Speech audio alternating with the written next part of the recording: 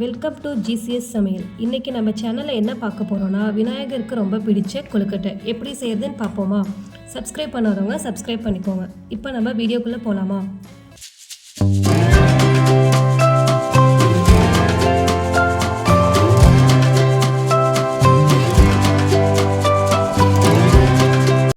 இப்போ ஃபஸ்ட்டு பூரணம் எப்படி செய்கிறத பார்க்கலாம். ஒரு கப் கடலைப்பருப்பு எடுத்துகிட்டு நல்லா கழுவிட்டு அரை மணி நேரம் ஊற வச்சுட்டு குக்கரில் ரெண்டு விசில் விட்டு வேக வச்சுக்கலாம். அடுத்து இப்போ தாளிப்பு கரண்டியில் 4 ஏலக்காவை வறுத்து வச்சுக்கலாம். அதே தாளிப்பு கரண்டியில் கொஞ்சம் தேங்காய் பூவையும் வறுத்து வச்சுக்கலாம்.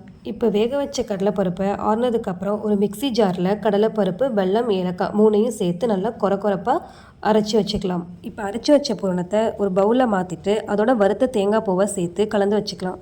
இப்போ கொழுக்கட்டைக்கு மாவு தயார் செய்யலாம். இப்போ ஒரு பாத்திரத்தில் 2 டம்ளர் தண்ணி ஊற்றி கொஞ்சமாக உப்பு, 1 ஸ்பூன் நெய் ஊற்றி கொதிக்க வச்சுக்கலாம்.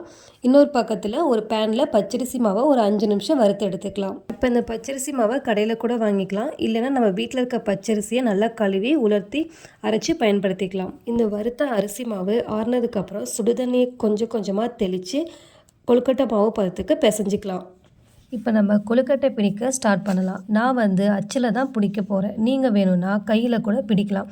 உங்களுக்கு கையில் பிடிக்க வரலைன்னா கமெண்ட் பண்ணுங்கள், அதுக்கான வீடியோ நான் போடுறேன். இப்போ கொழுக்கட்டை அச்சில் 2 சைடுகளையும் எண்ணெய் தேய்ச்சிக்கோங்க.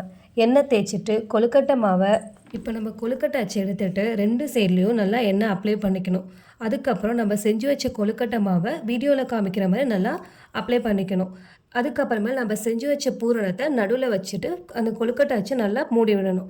நல்லா ஓரத்தில் நல்லா மூடி விட்டுட்டு சைடில் இருக்க அந்த கொழுக்கட்டை மாவை எல்லாத்தையும் எடுத்துடணும். அதுக்கப்புறமேல் நம்ம ஓப்பன் பண்ணி பார்க்கும்போது நமக்கு அழகான கொழுக்கட்டை பிடிச்சாச்சு. இப்போ வேக வைக்க இட்லி பாத்திரத்தை எடுத்துகிட்டு தண்ணி ஊற்றி கொதிக்க விடணும். தண்ணி கொதிச்சதுக்கப்புறம் இட்லி தட்டில் துணி போட்டு நம்ம செஞ்சு வச்ச கொழுக்கட்டையை ஒவ்வொன்றா எடுத்து மூடி போட்டு மூடிடணும். ஒரு 10 நிமிஷம் வரைக்கும் வேக விடணும்.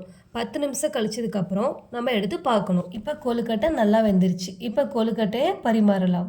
ஸோ இன்றைக்கி வீடியோ அவ்வளோதான். இது வரைக்கும் நம்ம சேனலை சப்ஸ்கிரைப் பண்ணாதவங்க சப்ஸ்கிரைப் பண்ணுங்கள். பக்கத்தில் இருக்க பெல் ஐக்கானை கிளிக் பண்ணுங்கள். அப்போ தான் நாங்கள் அடுத்தடுத்து போடுற வீடியோ நோட்டிஃபிகேஷனாக உங்களுக்கு வரும். லைக் பண்ணுங்கள், ஷேர் பண்ணுங்கள், கமெண்ட் பண்ணுங்கள். Thanks for watching GCS Samayal.